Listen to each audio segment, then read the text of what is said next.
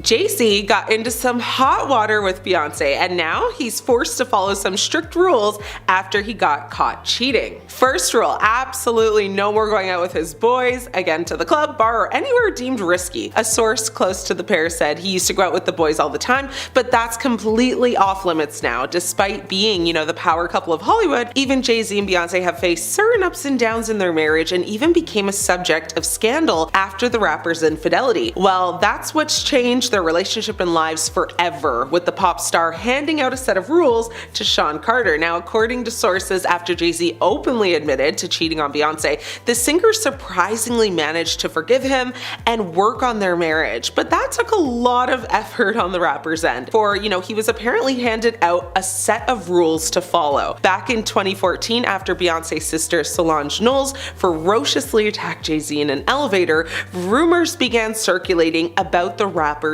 infidelity. Thereafter, thanks to the pop star's 2016 album Lemonade, where she referred to someone as Becky with the good hair, which solidified people's assumptions. Finally, in 2017, Jay-Z confirmed his infidelity through the title track of 444 and later opened up publicly about his situation with Beyonce. Thereafter, although the couple sparked rumors of divorce, they worked on their marriage instead of giving up. And according to multiple reports, there's many things that require the rapper to follow an alleged set of rules and live by. Second rule, couples therapy is an absolute must. Jay-Z discussed couples therapy on Letterman's show. In 2018, Jay-Z spoke about his cheating on David Letterman's Netflix show My Next Guest Needs No Introduction. And he explained how he and Beyonce got past the scandal with couples therapy and putting in the work needed to keep their marriage intact. Now, Jay-Z said, "Much like you, I have a very beautiful wife who is understanding and who knew I'm not the worst of what I've done. And we did the hard work of going to therapy. We love each other, so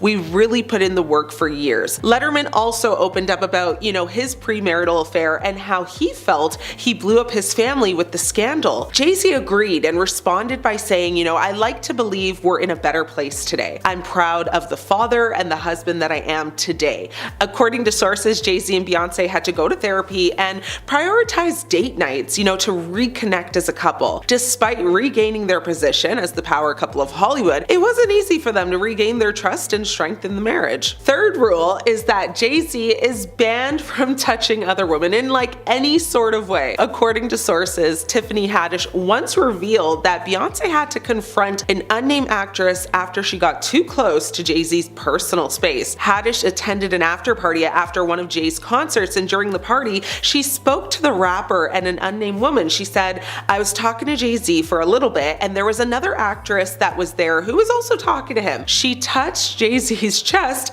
and Beyonce came walking up very serious." Haddish said Beyonce's demeanor and how she walked up, she had, the attitude of "get your hands off my man's chest." Haddish didn't get into, great detail about the incident, but people suggested, it occurred the same night as her iconic wig slip selfie with Beyonce. Beyonce did not comment on the reports made about the incident, but no one would really be surprised if this was 100% legit. Rule number 4 is no more working with Rihanna. According to a source, Beyonce may have been feuding with Rihanna back in 2016 and stood the way of collaboration between the fellow singer and Jay-Z. The source said Rihanna is a person, that she's suspicious of. There have been so many rumors over the years about her and Jay, it's really hard to know what to believe. Jay-Z launched Rihanna to stardom by signing her to his label and features, on some of her biggest hits such as Umbrella and Run This Town. Now, the pair have really good musical chemistry together when collaborating, but Beyonce doesn't seem to like that at all. The exclusive source said, at this point, Beyonce keeps a very close eye on Jay and Rihanna,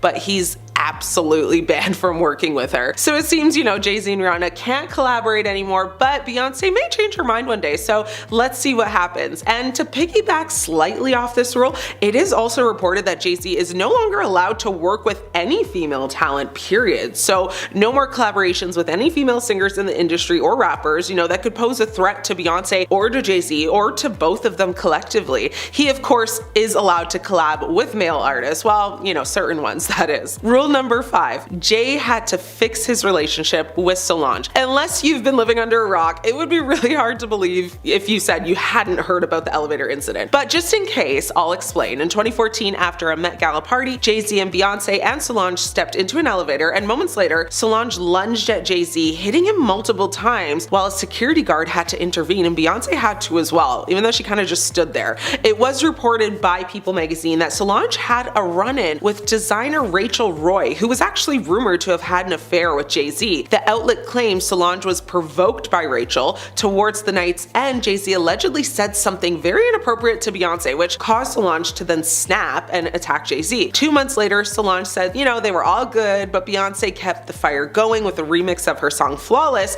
when she referenced the elevator brawl, saying on it, of course sometimes bleep goes down when there's $1 billion on an elevator. Jay-Z took responsibility in his 2017 album 444. You egged Solange on, knowing all along, all you had to say you was wrong, but you gotta do better. Boy, you owe it to Blue. You had no father, you had the armor, but you got a daughter, gotta get softer. Those are the lyrics, go listen for yourself. A rule that Jay-Z must also follow is that he must distance himself from Kanye West and Kim Kardashian. While Jay-Z and Kanye were close at one point, it was reported that Beyonce and Kim were distanced from one another. According to Radar Online, Kim called Beyonce to try and smooth things over for her and Kanye's relationship with Beyonce and Jay-Z. West ranted about Jay-Z before his breakdown, attacking the rapper for not visiting his wife after she was robbed in Paris, and lamenting about how their daughter Blue Ivy never had a play date with North. Kim tried to ease the tension between everyone, but Beyonce was reportedly just having none of it after West called her out, multiple times on Grammy Awards and on her and Jay-Z's, political stances.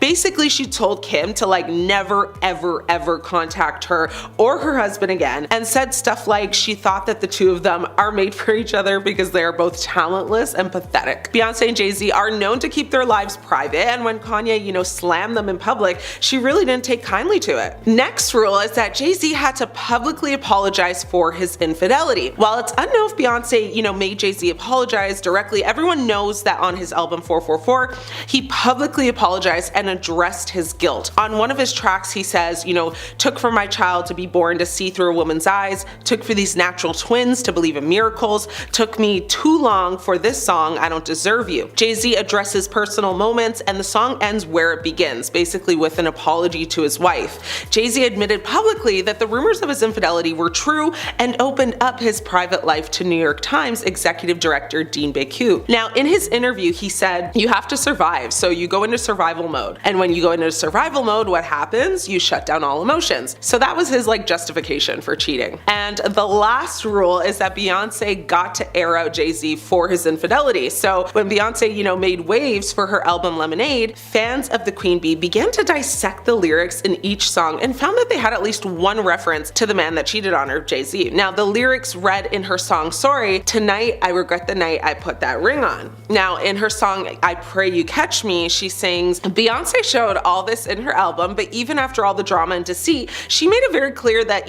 she and Jay would reconcile and fix, what was broken. She says, so we're gonna heal, we're gonna start again. So it allowed Beyonce to basically address the infidelity while also getting all of her emotions and feelings out in a way that she knows best. It's reported that this was really therapeutic for her and helped her move on and forgive. I mean, I doubt she will forget, but she's definitely made it very clear that she has moved past it. It's, she's staying strong in her marriage. I personally don't think there will ever be a day that we hear about the two getting a divorce. I think their image is greater than their own needs, and I think that, just the thought of their image being tarnished or destroyed is basically enough to keep them together, even if they aren't happy together. Jay-Z and Beyonce have masterfully manipulated their public image, but beneath the facade of perfection, whispers of turmoil linger.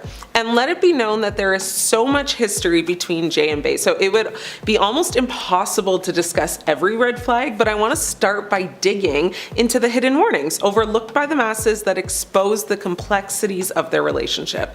The truth is basically hidden in plain sight. So there have been so many subtle hints from Beyonce, like especially through her music and albums, that Jay-Z has cheated on her. In 2016, on Beyonce's Lemonade album, Beyonce seemingly confronts Jay-Z about his infidelity in her song Pray You Catch Me, where she says, "You can taste the dishonesty, it's all over your breath." In her other song on the same album, Hold Up, she references a woman rocking her man's chain, implying Jay-Z's affair. And then there's also Sorry with the iconic Becky with the good hairline, which was widely interpreted as referencing Jay-Z's mistress. So that is like a lot of hints, and those are just 3 examples, but 2 other songs on the same album also hint at infidelity and lies. So maybe it's time to go re-listen to Lemonade and hear for yourself. Hey, like who knows, maybe you'll find some that no one else has before. Now fast forward to Beyonce's 2022 album Renaissance, Beyonce confidently asserts, "I'm one of one, I'm number one, I'm the only one, don't even waste your time trying to compete with me." That sentence alone definitely makes you wonder, like, who's she talking to or about? A lot of fans solidified their suspicion that Jay-Z was unfaithful once he appeared on David Letterman's Netflix show, My Next Guest Needs No Introduction. Jay-Z actually said, "I have a beautiful wife who is understanding and knew that I am not the worst of what I've done. And we did the hard work of going to therapy." So this begs the question, if Jay-Z cheated on Beyonce, who did he cheat on her with? And there has actually been like a lot of theories, like Rita Ora, Rachel Roy, Gwyneth Paltrow, but they've all denied meddling in the rapper's marriage. Now, rewind to an interview Jay-Z did with the New York Times in 2017, Jay-Z acknowledged infidelity, stating he was in denial about it, and also in 2018 on the Ellen DeGeneres show, he emphasized learning from his mistakes. Nevertheless, some fans have praised his admission, saying it has highlighted growth, accountability, and efforts to repair his marriage with Beyonce. But as you can imagine, the Bayhive, like to this day, are having none of it, and so they're like ready to ride at dawn. This may not be a red flag to you, but to me it is. And they say love is love, but age gaps between couples are like simply hard to ignore. Jay-Z is 12 years older than Beyonce, and while someone who is like 40 dating a 52-year-old seems perfectly fine, a 19-year-old dating a 31-year-old, I don't know, that just doesn't sit right in my spirit. However, age is but a number in their case, as it didn't stop them from beginning their love story. Like, the icky part for me though is that Jay-Z had eyes for Beyonce when she was just 18 years old. And like, let's be so for real, it probably started way younger than that. So the two first actually crossed paths at an MTV spring break event. The rapper later released a track about their first meeting titled Everything Is Love. In the song, he raps, "We played it cool at the pool of the Cancun. VMA confidence, you exude, make the fools stay away. Me, I played my room, let the fools have they say. Fate had me sitting next to you on the plane." And I knew straight away. Despite Jay-Z going so hard, Beyonce actually admitted that she didn't believe people love the same things at 20 as they do when they're 30, which is why despite starting to date at 19 and Jay like wanting to wife her right away, she actually did not tie the knot with him until she was 26. Now, a lot of fans over the years have even said they feel sad for her because they feel like Beyonce went from dealing with an overbearing father to dating a man who is also older and overbearing. Many fans saying she's only with Jay still because it's literally like all she knows, having been with him since she was a teenager. One fan even said Jay-Z never deserved her, and if she had the time to live her life and develop her prefrontal cortex, she would have never chosen him, and I bet he, being Jay, knows that. Now, some fans wish she had like a clumsy dating experience in the early 2000s where she could have like ventured into relationships with celebrities such as like Nelly, Justin Timberlake, or even Usher. Like, imagine a world in which Beyonce and Usher are together and dominating the music industry right now. Like, I can kind of see it, can you? I simply can't talk about Jay-Z and Beyonce red flags without mentioning the most famous one of all. Yes, you guessed it, the Solange and Jay-Z elevator incident. If Jay-Z really had like 99 problems, Solange might have just been the biggest one, okay? So it was like the elevator fight seen around the world following the 2014 Met Gala. Like, obtained video footage showed Beyonce, her sister Solange, and Jay-Z getting into an elevator together. A huge fight ensued shortly after, and with surveillance footage showing Solange literally lunging at the rapper and hitting him multiple times before being physically restrained by security. Beyonce actually didn't appear to make much of an effort to intervene at all, and honestly, she just stood there watching. I would have loved to be a fly on that elevator wall that moment. Listen, the video was about like 3 minutes long, and the hotel security was so mad it got leaked, but like whoever leaked it probably got the biggest bag from doing so, like allegedly $250K. So the only thing that could have made that bag even bigger would have been like some audio to go along with it. Needless to say, the employee got fired immediately, but I bet he wasn't even mad. And the trio then released a joint statement simply saying, "We've worked through it," and both parties actually did decline to press charges. Now, although not much has come out recently that would give more details on what exactly happened in the elevator that night, Jay-Z shortly after the incident did say in an interview that this incident with Solange was like a one-time thing. They had one disagreement ever, and before and after, that's it. They've been cool. He then went on to say Solange is like his sister. He'll always protect her. And quote unquote, he said, "It ain't nothing."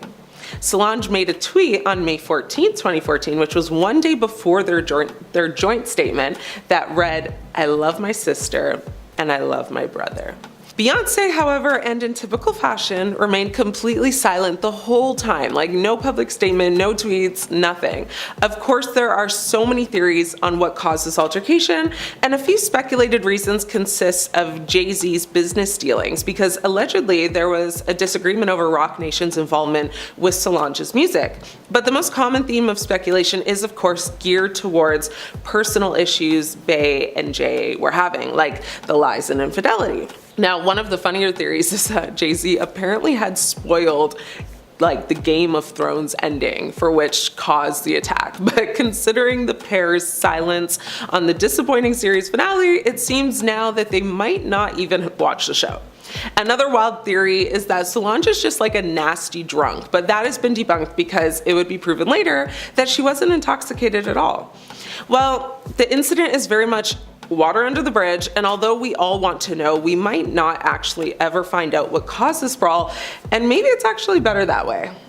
So there's a popular theory circulating online that Beyonce has a clause in her contracts or agreements with other artists that require them to publicly thank or acknowledge her during their performances or acceptance speeches. However, there's no concrete evidence to support this claim. But let me dig into this and then you decide for yourself. There have been several instances that have contributed to this speculation. The craziest one for me is Adele. So during the 59th annual Grammy Awards in 2017, Adele won the award for Album of the Year for 25. In her speech though, she thanked Beyonce saying, "I can't possibly accept this award and I'm very humbled and I'm very grateful and gracious, but my artist of my life is Beyonce, and this album to me, the Lemonade album, was just so monumental and so well thought out and so beautiful and so soul-bearing, and we all got to see another side to you that you don't always let us see, and we appreciate that, and us artists here adore you. You are our light, and the way you make me and my friends feel, the way you make us stand,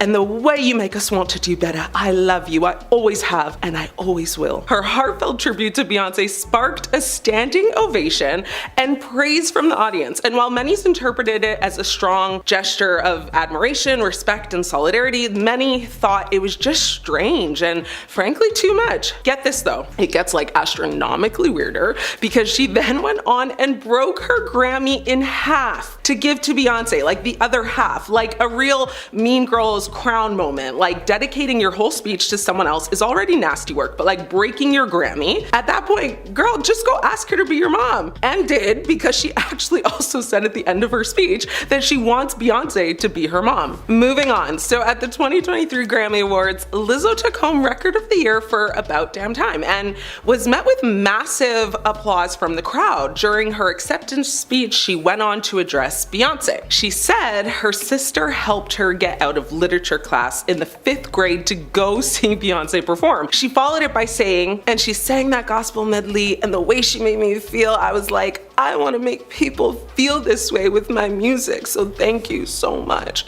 You clearly are the artist of our lives. Beyonce seemingly was brought to tears and the crowd to their feet cheering, but this wasn't as intense as Adele, but still, nonetheless, it fed into the theories that Beyonce forced her to do this. At this point, I'm ready to say thanks to Beyonce myself. Although this next incident is a little different, it's still so absurd and has been talked about millions of times throughout the years, so I want to touch on it briefly. Yes, the 2009 MTV Video Music Awards incident between Kanye West and Taylor Swift. In case you've been living under a rock, allow me to quickly give you some context. So, West storms on stage and interrupted Swift's acceptance speech for You Belong With Me by taking the microphone out of her hand and saying, "Yo, Taylor, I'm really happy for you, I'm gonna let you finish, but Beyonce had one of the best videos of all time." This incident is considered to literally be one of pop culture's biggest moments in history. But the theories around it years later are very interesting. A viral TikTok conspiracy theory suggests that Kanye stopped Taylor from being influenced by Diddy, but there's no proof to that, of course, but many think also it was just Kanye being Kanye, but some think Kanye's interruption was intended to protect Swift from being involved with Diddy. He was apparently trying to create a rift between Beyonce and Swift, as she had close ties with Diddy at the time. Now, many TikTok users believe West knew about Diddy's allegations of preying on younger artists and wanted to keep Taylor Swift away from him and Beyonce's influence. One Twitter, or X user, attempted to explain the theory and wrote, "This Diddy thing is making people go insane. The conspiracy theories got me weak. They saying Beyonce was gonna unalive Taylor Swift, so Kanye saved her when he interrupted her on stage. But hey, I've never seen so many positive Kanye comments in a while, so a win is a win." Another user wrote, "Now I see it. He's not angry at Taylor, he's stressed. You people, listen now, search up how many artists were saying that stuff for Beyonce." And because Kanye knew what was going on, he said it to protect her just in case. And that wax figure, it was all for publicity to make up beef so the true dark reason won't see the light. Of course, there's absolutely no proof that supports these claims, but it is food for thought, right? The most recent viral thanking of Beyonce incident happened at the People's Choice Country Awards, where Shabuzi, who's known for his hit song titled A Bar Song, which by the way skyrocketed to the Billboard Hot 100, making a milestone for the artist who is actually known for blending country and hip hop. When he accepted his award for Best New Artist of 2024, during his speech, he went on to thank several people, but upon concluding it, he said, and I quote, "Thanks for you, the Empire, for being the best independent label partner any artist could ask for. And thank you, Beyonce, you're amazing." His lack of elaboration left some fans wondering why he said it at all. The simple "you're amazing" leaves so much to discuss. How is she amazing? What has she done for you? Why are you thanking her?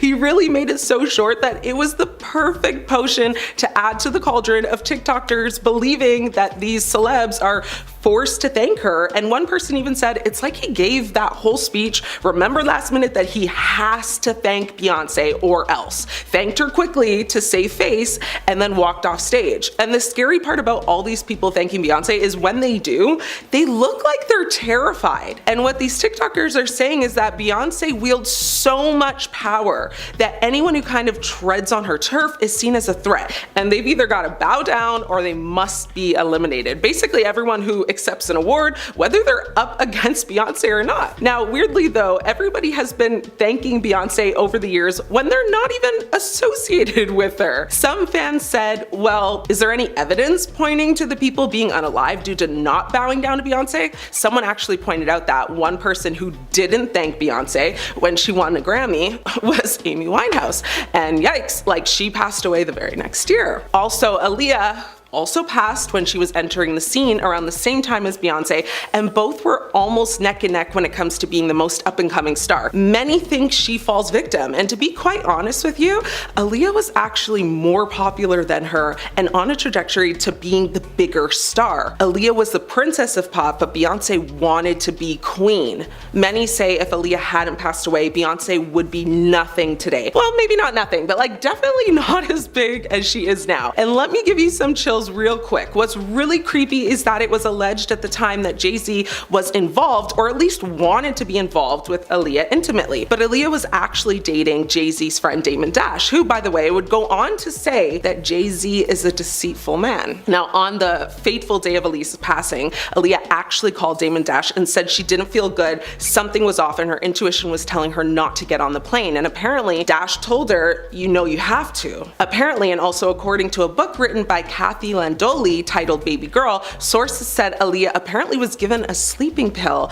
and carried onto the plane, like unconscious, before the fatal crash even happened. But what's wild is that Aaliyah was super hesitant to get on, and even knew the plane was over limit, and knew the plane would struggle to handle 8 passengers with her bodyguard, who weighed alone over 300 pounds. She continued to protest, and that's when she was given the pill to basically calm down. So let that run a chill down your spine. It's crazy to think that so many people who have passed on had some sort of tie to Beyonce and Jay-Z, but also that so many people to this day continue to fear Beyonce and her power. What are your thoughts on all of this though? Is this just a bunch of conspiracies, or are these TikTokers like really onto something? Jay-Z and Beyonce have a 12-year age gap, and they met when Beyonce was really young. Now it seems like the couple can't make up their minds about how old she was when they met. Not to mention, whenever Jay-Z is asked about their first time meeting, he gets extremely nervous. Now Jay-Z has a history of going for younger girls, so it really has people wondering if they're lying about when they met to make Jay look less creepy. Not to mention that he's very possessive over her.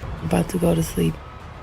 So, I'm in Ethiopia. In 2003, Beyonce released the song Baby Boy featuring Sean Paul. It was a huge song, but was only performed live 3 times. That year, Jay-Z reportedly banned Sean Paul from performing the song with Beyonce at the VMAs. Beyonce performed it, but Sean was in the crowd. Now, Beyonce and Sean didn't even film the music video together, as it's been reported that Jay-Z didn't want other men around her. Now, this isn't the first time something like this has happened, as in an interview, Bun B, who worked with Beyonce on Check On It, revealed that Jay-Z called during the video shoot and told all the men to leave the set. Now it just seems like he's really controlling of her, which is not a good thing at all. Now of course we have to talk about the elevator incident. At the 2014 Met Gala, a fight broke out between Solange Knowles, Beyonce's sister, and Jay-Z, while the 3 of them were in an elevator. Now the footage leaked and Beyonce just stood there the whole time, and honestly it was kind of funny. Now after it was leaked, the family put out a statement saying Jay and Solange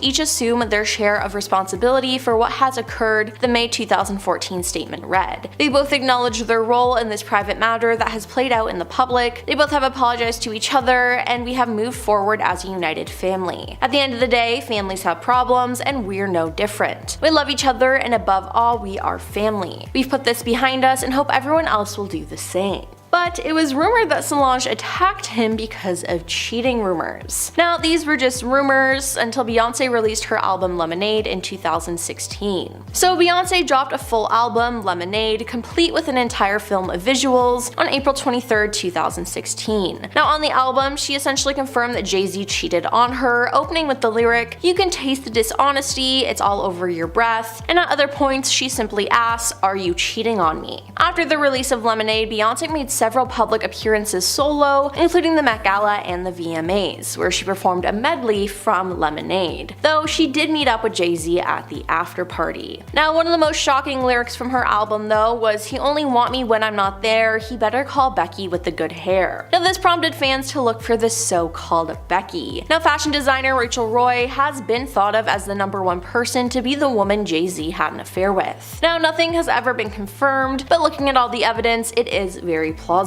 Now Rachel has a long history with Jay-Z's business enterprise, Rocawear, so the timing and opportunity would align. Now when Beyonce released her album Lemonade, she finally confirmed that Jay-Z cheated on her, and she said it was the Becky with the good hair. Now that same day, Rachel posted on Instagram with the caption, "Good hair, don't care, but we'll take good lighting for selfies or self-truths always, live in the light, hashtag no drama queens." Now this upset a lot of people, and her comments were flooded with hate. Now, she eventually made her account private and eventually did delete the post. Now, Rachel made a cryptic post days before Cowboy Carter, Beyonce's recent album, was released. In an Instagram post, Rachel posted a quote by Albert Einstein: "Stay away from negative people, they have a problem for every solution." Now, the phrase good hair has re-emerged though after Beyonce released Cowboy Carter. "Hey Miss Honeybee, it's Dolly P," country legend Dolly Parton says in an interlude called Dolly P, which led into a reimagined cover of Jolene. "You know that hussy with the good hair you sing about? Reminded me of someone I knew back when, except she has flaming locks of auburn hair, bless her heart, just a hair of a different color, but it hurts just the same." So, is Rachel so-called Becky? A lot of people think so. Then, in 2017, Jay-Z admitted to cheating on Beyonce, he just didn't say with who. He told the New York Times Teen magazine, "You know, most people walk away, like the divorce rate is like 50% or something because most people can't see themselves," he said. "The hardest thing is seeing pain on someone's face that you caused and then you have to deal with yourself. So you know most people don't want to do that, you don't want to look inside yourself, and so you walk away." Now, the couple eventually worked through everything and are still together today, but with breaking news of Jay-Z committing crimes with his friend Diddy, will Beyonce stand by him? Earlier this month, Jay-Z and Diddy were named as defendants in a civil lawsuit that accused them of taking advantage of a girl who identified as Jane Doe, who claimed that the incident happened at an MTV Video Music Awards after-party in the year 2000. When the lawsuit was originally filed in October in the Southern District of New York, only Diddy was listed as defendant. It listed a male and female celebrity, but the names were not revealed. It was then refiled by Texas-based attorney Tony Busby on December 8th to include Jay-Z. Now, in addition to denying the accusations, Jay-Z has since asked the court to dismiss Jane Doe's civil lawsuit for lack of subject matter jurisdiction due to the plaintiff's lack of standing. Now, Jay-Z's lawyer Alex Bureau is setting the record straight on his client's relationship with Diddy though. Mr. Carter has nothing to do with Mr. Combs' case or Mr. Combs. They knew each other professionally for a number of years, he told Us Weekly and other reporters during a roundtable with press on Monday, December 16th at Roc Nation's New York City offices. Just like in all professions, people know each other. At the music awards, they support each other. If you go to the NBA All-Star game, they support each other. That's how professions work. There's no closer association between any of them. That's also a matter of fiction. Now, he also gave a presentation with slides detailing alleged holes in the accuser's story. "It's obvious to everyone that Mr. Carter did not do this," Alex said. Obviously, Jay-Z did not do this, but what I want to do today is just sort of walk you through some of this so that you can see the truth and you can see what happened yourselves. You can see here now that this is starting to unravel and the truth is coming out, he alleged, adding that the lawsuit attacks a man with the integrity of Mr. Carter. Now, days after refiling the lawsuit, Jay-Z attended the movie premiere of Mustafa, The Lion King, which his wife and daughter have roles in. Now, this shocked a lot of people that he was out in public already. Sources with direct knowledge told the Post that before the allegations, it was rumored that Jay-Z and Beyonce were not planning to attend the premiere. However, they appeared to have a change of heart after the lawsuit. Beyonce forced Jay-Z to go to the premiere last night, an insider told DailyMail.com. They are working with a crisis specialist who is advising them on how to handle this. Beyonce believes the best way is to face it head on, and that's what they did. Disney, though, had other feelings, as an insider revealed that there was hesitation on the Disney side regarding the best way to handle it given the events from the lawsuit. But at the end of the day, it was Beyonce's call and she wanted to support her husband. So, what will end up happening to these two? I guess we'll just have to wait and see. We were warned that big-name celebrities were going to be called out over the course of Diddy's trial, and it seems that started with Jay-Z being named in a suit. It was originally filed back in November, but at the time it was just Sean Combs, aka Diddy, that was named. The others were simply referred to as Celebrity A and B. The woman that has filed the suit has requested that she remain anonymous, so she is known as Jane Doe during the proceedings. The lawsuit alleged that Diddy and an unnamed additional male celebrity harmed Jane Doe inappropriately, while another, also unnamed, female celebrity watched. The plaintiff's story in the lawsuit was she attempted to sneak into Radio City Music Hall in 2000 for the MTV VMAs, but when she was unsuccessful, she ran into Diddy's driver. The driver told her to come back after the show, and when she did, he drove her to a large white house with a gated U-shaped driveway. The plaintiff further claims that upon entering the home, she was presented with a non-disclosure agreement and asked to sign. Once inside, she claims there was widespread use of substances, and when handed a beverage, they were in there too. In a bid to find somewhere safe to rest, the plaintiff claimed she entered an empty bedroom,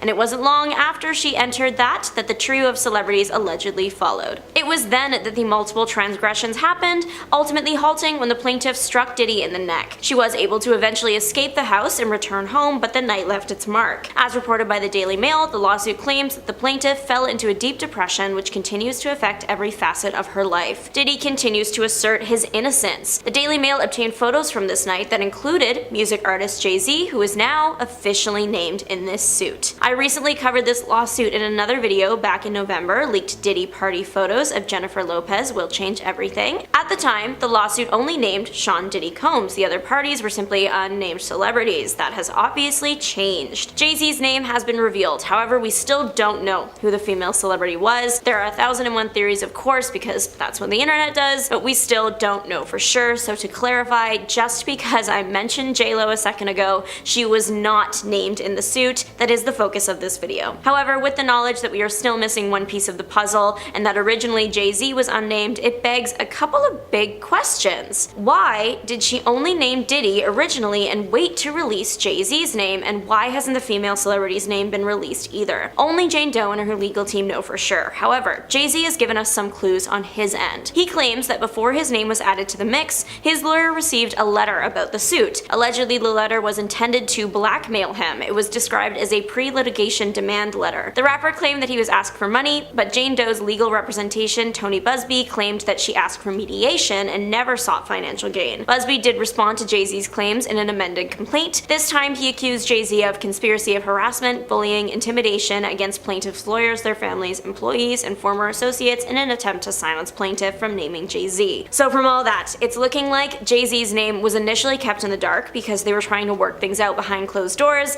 but everything went sour, and that's why it's all in the open now. Other than the female celebrity's name, of course. There is a possibility we'll never know who it was. In the event that the same stages were taken with celebrity B as they were with celebrity A, there is a chance everything was settled behind closed doors, and we will forever be left to wonder. The suit did say that the female celebrity didn't actually do anything to the plaintiff, she just watched, but that's also not great. The original lawsuit was filed back in October. It's unclear if Jane Doe's legal team also would have sent a letter to Combs' lawyer in advance like how they did to Jay-Z's, or if they simply would have just filed the suit considering there were already so many against Diddy already. Jay-Z is adamantly denying pretty much everything the suit is accusing him of. He has shared that the allegations are causing strain in his personal and family life, as his daughter, Blue Ivy, is old enough to likely hear this information, and she's almost the age the woman in the suit was when the incident happened. Jay-Z is now calling for a name to be revealed, and it's Jane Doe's. She has wanted to remain anonymous since the filing of the suit. However, Jay-Z wants to know who is accusing him. Jay-Z claims that the accuser should not be allowed to tarnish his name while hiding her identity. His attorney called the whole situation a shakedown and said that if Jane Doe isn't revealed,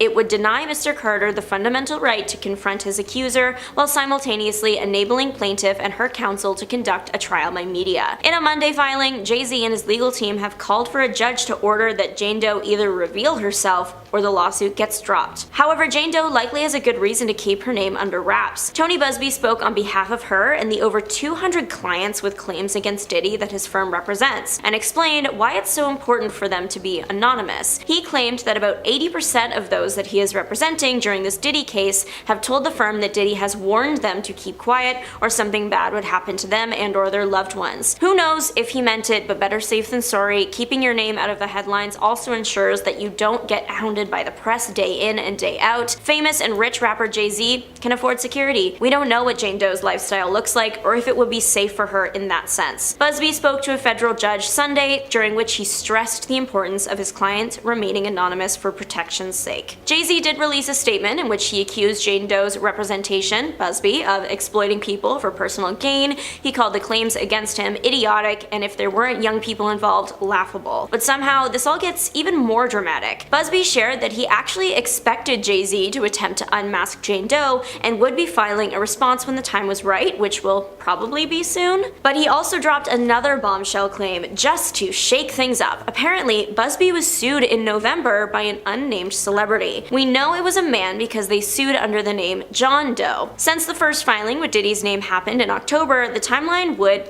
line up for Busby to have enough time to contact Jay-Z's lawyer and then for them to sue in response. Of course, this is all alleged as Busby doesn't even know who it was, so I certainly won't pretend to know for sure either. Busby did relate this case to the one making the headlines now, saying, "He sued me under a pseudonym but files a motion to reveal the victim." Despite the high-profile nature of this case, Jay-Z is still out making public appearances. He was spotted on a red carpet shortly after the news broke of the incident from the early 2000s. The red carpet in question was Disney's Mufasa. The live-action prequel to The Lion King stars Beyonce and their daughter Blue Ivy, so that is why he was there to support his family. It is his daughter's big day. However, considering the circumstances, many people have shared online that they think he should not have gone, or at least stayed off the red carpet, that maybe he should have sat this one out. One ex-user said that the rapper had nerve showing up like that, another agreeing with the response, "No shame." Another popular rapper is even lending his keyboard to the drama.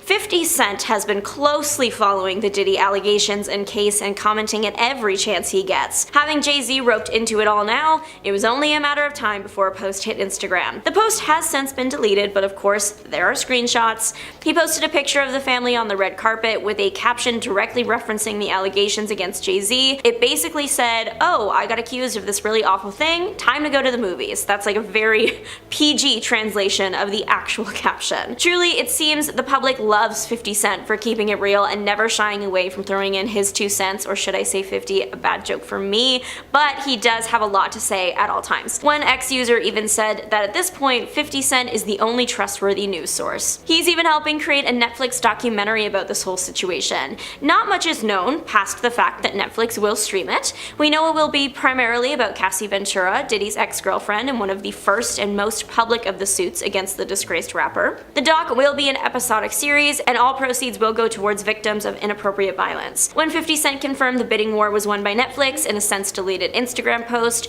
he also claimed that if more victims keep coming out, he's gonna need more episodes, so there is potential that the doc will end up covering way more than it originally bargained for, especially since Diddy's trial hasn't even happened yet. It's set for a May 2025 start. Jay-Z and Diddy were once referred to as hip-hop royalty to this day, and despite all the controversies, many still give them that title. The rappers both rose to fame in the 90s and have maintained a very close friendship over the years. After both beating jail time in 1999 for their involvement in separate crimes, the duo are now facing more legal allegations. In 2024, a woman accused the rap legends of essaying her at a house party in 2000 when she was just a young woman. Now, both Combs and Jay have denied the allegations, but was the 1999 incident just a big red flag for worse to come? In December of 1999, Jay was arrested and charged with attacking Lance Rivera during a heated argument in a Manhattan nightclub. Lance is a record producer and music executive who began his musical career when he met neighborhood rapper Christopher Wallace, better known as Biggie Smalls. After hearing Biggie perform, Rivera offered to finance his musical career, and that opened the door to more connections in the industry. Jay-Z turned himself into the police for the incident and was placed under arrest before being released on $50,000 bail. Jay initially pleaded not guilty, but later copped out to third-degree battery in exchange for 3 years probation. In his 2010 book, Decoded, Jay spoke about the incident, admitting that he angrily approached Rivera but wasn't responsible for the attack. Now, fast forward to May 2023, Rivera said Jay was not the one who attacked him, telling DJ Vlad, "I don't know where people got Jay-Z attacked me from, because if anybody knows Jay-Z, Jay-Z's a nice guy." He went on to say, "I ended up getting surrounded by a bunch of people. It was probably like 10 weapons that I knew of, and I ended up getting hurt." Rivera confirmed that Jay-Z was there and that they had had a conversation right before he got hit in the head with a champagne bottle. Now, many fans have speculated whether Jay was really responsible or if Rivera lied back then or is maybe lying now. Now, one friend at the party, Chris Scotti, he said that he thought Jay punched Rivera and was actually shocked to see it. However, many people think that Rivera is getting paid now to say Jay actually never did it, and that saying things like Jay is a really nice guy is a way to help Jay's image right now, since it's been quite damaged recently. So some people have even speculated that Jay's paid Rivera to say these things now. Rivera has said for the record that everyone who was there has a different story on what actually happened, but only me and Jay know what really went on. To me, that kind of leaves things unanswered. Like, I hear what you're saying, but I don't feel you though. Something is off, right? Now, fast forwarding back again to October 2024, going as Jane Doe, the woman previously mentioned, filed a lawsuit accusing Combs and an unnamed male celebrity of essaying her at a party. Now, 2 months later, the plaintiff amended the suit to include Jay-Z's name as the male celebrity who also essayed her. According to the revised lawsuit, the woman alleged that she began to feel lightheaded after consuming a drink at the party and went to lie down in a bedroom. Shortly after, the plaintiff claimed both Diddy and Jay entered the room and allegedly began to remove her clothing and held her down, while Combs allegedly essayed her as an unidentified female celebrity watched. Now, Jay aggressively denied the allegations he described as heinous, and on December 8th, 2024, writing a statement that the victim's attorney, Tony Busby, was trying to blackmail him with the lawsuit. This lawsuit has definitely brought up Jay's past lawsuit, and many people online have said we should have taken the first one as a red flag for more to come. Did you know Beyonce fired her father as her manager? Well, if you didn't, now you do. Beyonce is a diva, no doubt, and a lot of choices she's made has been questionable to say the least, but some have raised some alarm bells because many critics have looked at them as red flags, this one being no exception. Beyonce fired her father, Matthew Knowles, as her manager back in 2011. Now, Beyonce's father has overseen her career since she first auditioned for gigs as a kid and a teenager. Now, while the singles mother Tina was her stylist, Matthew managed his daughter's whole solo career in years, and as a member of her R&B group Destiny's Child, he even actually started the original girls group, which he named Girls Time, when she was just 8 years old. Now, Beyonce explained her decision at the time, saying that she was only ending their business relationship and that she still loved and was grateful to him. She said, "I grew up watching both he and my mother manage and own their own businesses. They were hardworking entrepreneurs, and I will continue to follow in their footsteps." Her father was accused, though, of stealing money from Beyonce by Live Nation, which was revealed in court documents in 2011. Now, these allegations prompted her legal team to conduct an audit in October of 2010, which apparently concluded Knowles had taken funds. Knowles denied the allegations and has requested a judge to ask Live Nation the rationale for its claim. The 60-year-old has suggested that promoter was trying to win a larger share of Beyonce's tour revenue. Knowles said he was replaced with a former Live Nation executive. Live Nation have reportedly declined to comment on the issue, and he denied the accusations, and he actually took his daughter's former concert promoter to court, claiming Live Nation soured his relationship with Beyonce by making false statements about him. Matthew insisted this was just a business decision and unrelated to the family drama. He went on to say, "We mutually agreed to part ways in terms of me managing Beyonce, as my focus is in the investment of Music World's Entertainment's growing gospel and inspirational music division. Because of the success of these artists, my focus has to be on gospel now." Beyonce's relationship with her father is also explored in her 2016 album Lemonade. In the section titled Accountability, Beyonce questions potential power struggles she may have had with her father. She also has a song called Daddy Lessons on the album, in which she sings about being taught how to be hardworking, or a hardworking young woman. Now, this whole incident caused many fans at the time to question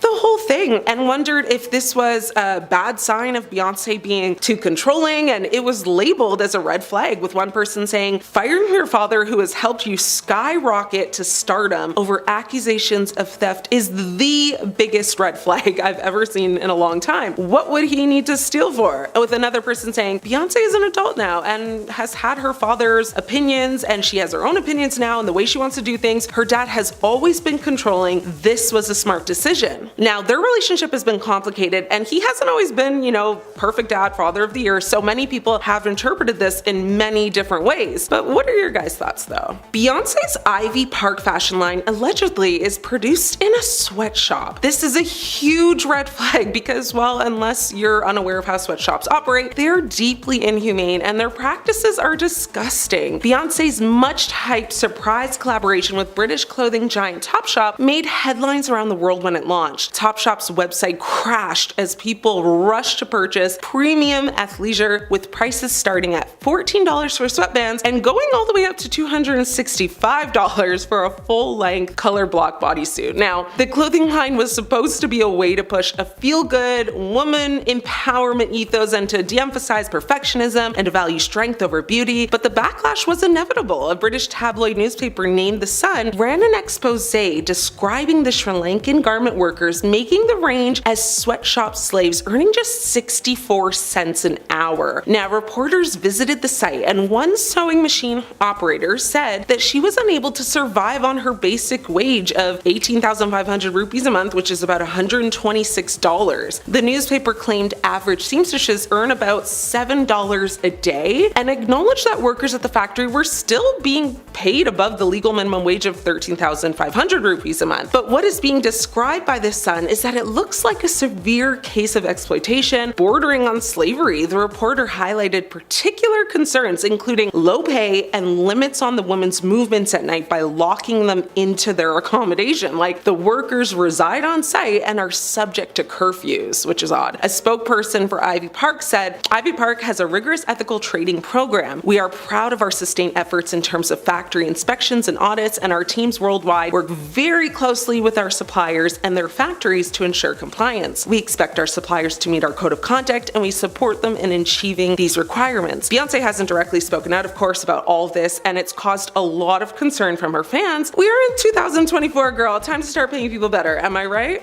A big red flag that has been brought up many times from Jay-Z and Beyonce's past is their big age gap. When we think of Hollywood power couples, we think of Jay-Z and Beyonce. In fact, the two have been together for so long at this point, it's like hard to remember a time they weren't. This leads to the question, though, of how long the two have actually been together and when exactly they started dating. Now, the current age difference between the two now would actually not raise any red flags because she's 43 and he's 55, but the red flag was drawn years ago when the two met when Beyonce was just 18, which was probably somewhere between 1999 and 2000. Now, Jay-Z was 30 at the time, but Beyonce has spoken before about how the two stayed friends for a while before things turned romantic. She said in an interview with Oprah, "We were friends first for a year and a half before we went on any dates, and though the two would go on to marry, they actually waited until 2008. Not just because of their 12-year age difference, but because according to Beyonce, she told 17 magazine at the time, "I really don't believe that you will love the same thing at 20 as you do 30. So that was my rule. Before the age of 25, I would never get married. I feel like you have to get to know yourself, know what you want, spend some time by yourself, and be proud of who you are before you can share that with someone else." The power couple quickly began working together professionally, starting with Jay-Z's 2002 track Bonnie and Clyde, followed by Beyonce's smash hit Crazy in Love. As suggested by the song title, it was inspired by Beyonce's deep affection for Jay-Z. Their personal lives often influenced their music, becoming a reoccurring theme throughout their relationship. Now, however, they managed to keep their 2008 wedding ceremony completely private. Many fans have said they feel bad that Beyonce wasn't given a chance to date around and explore her options because she likely felt pressured into being with Jay, and because that's all she knows, that's why she stayed. Fans today have said that back in the day, age gaps were not talked about enough because they were so normalized, like not only in Hollywood but also just in society. And the reality, which might shock a lot of y'all, is that the age gap between Beyonce and Jay-Z is the same age gap between Mr. Kelly and Aaliyah. But no one wants to talk about that, and we won't get into how Jay-Z was initially going after Aaliyah. That's a story for another time. Now, the inconsistencies around the actual numbers have always been a hot topic though, because in 2007, in an interview with Charlie Rose, Jay-Z said he met Beyonce 10 years ago, which would have meant 1997. But Beyonce said she was 18 when they first met and 19 when they first started dating. Beyonce was born September 4th, 1981, so this would actually put their first encounter in late 1999 or early 2000s. Now, many fans have come out and said that Jay and Bey are definitely lying, and she was definitely underage when he was first pursuing her, and they've been doing nothing but lying about it for years to protect their images. Many fans have said she was groomed, and in a popular video that's been watched millions of times, you see Beyonce standing next to Jay saying, "You taught me how to be a woman, you taught me how to be a leader, you taught me how to be a friend, you've given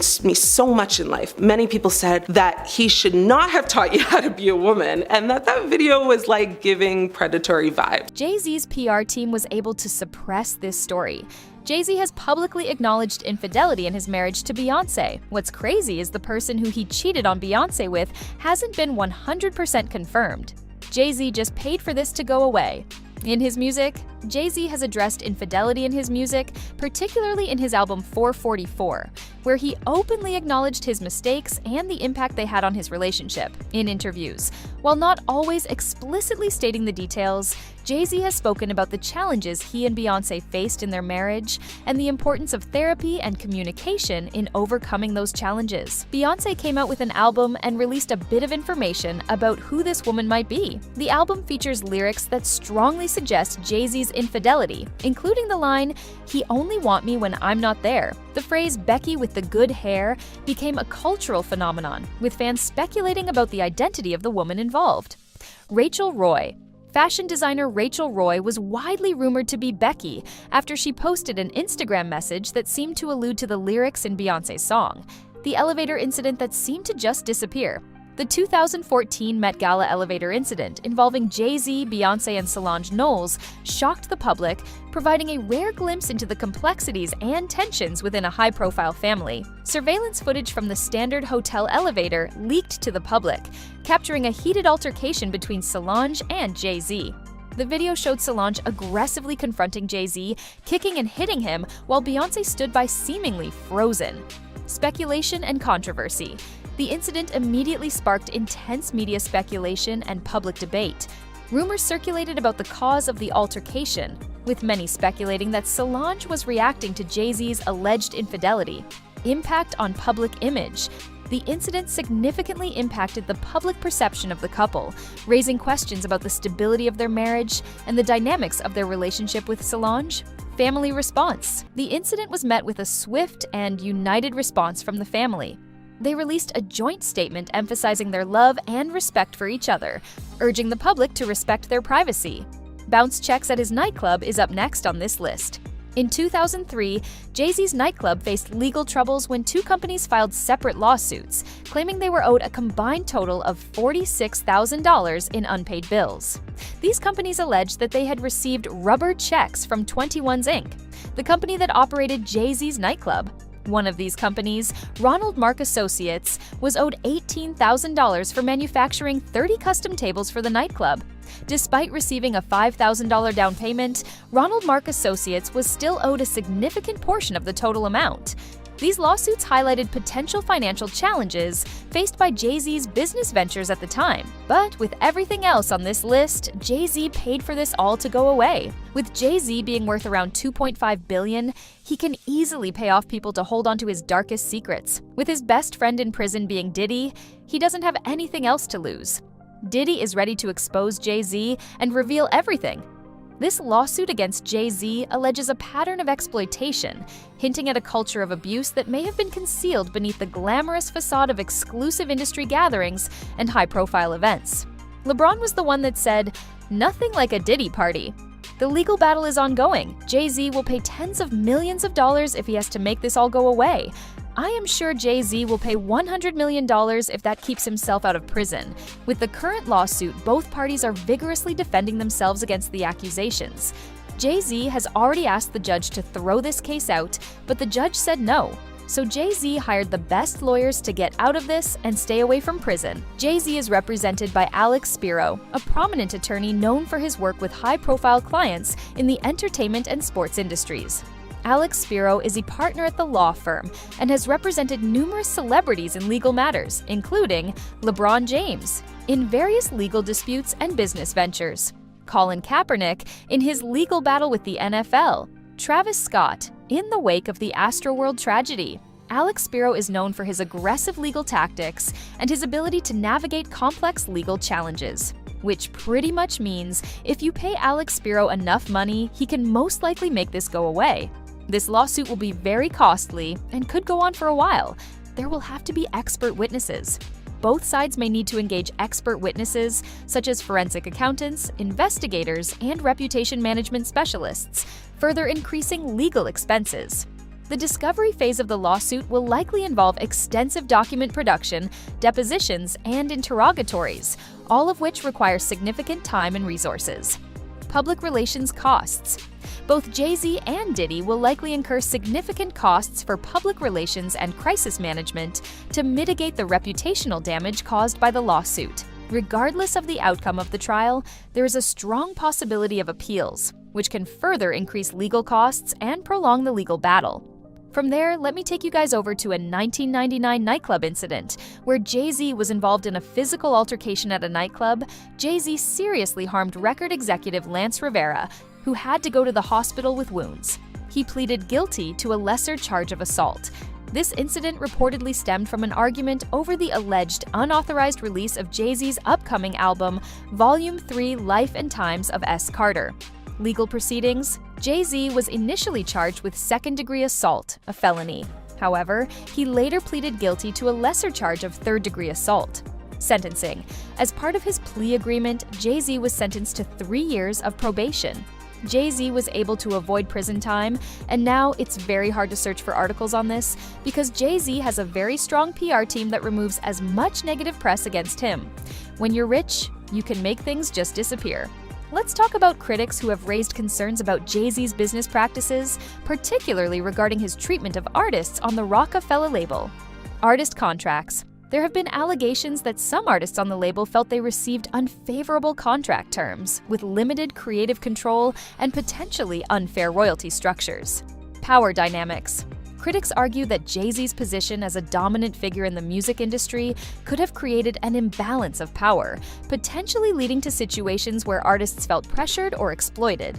Lack of transparency. Some artists have expressed concerns about a lack of transparency regarding financial dealings and the distribution of profits. Moving on to another secret he paid to keep silent. Let's talk about the Rockefeller Records, the label co-founded by Jay-Z, Damon Dash, and Kareem "Biggs" Burke, which faced significant financial hurdles in its early years. Jay-Z was moments away from bankrupting the whole company. There were so many legal battles he was in. The label encountered numerous legal and business challenges, including disputes with distributors, artists, and former partners. These legal battles consumed resources and diverted attention from the core mission of developing and promoting artists. Securing a favorable distribution deal was crucial for the label's success. Early on, Rockefeller faced challenges in finding a major label partner that would support their vision and provide the necessary resources. This led to financial instability and mounting debt.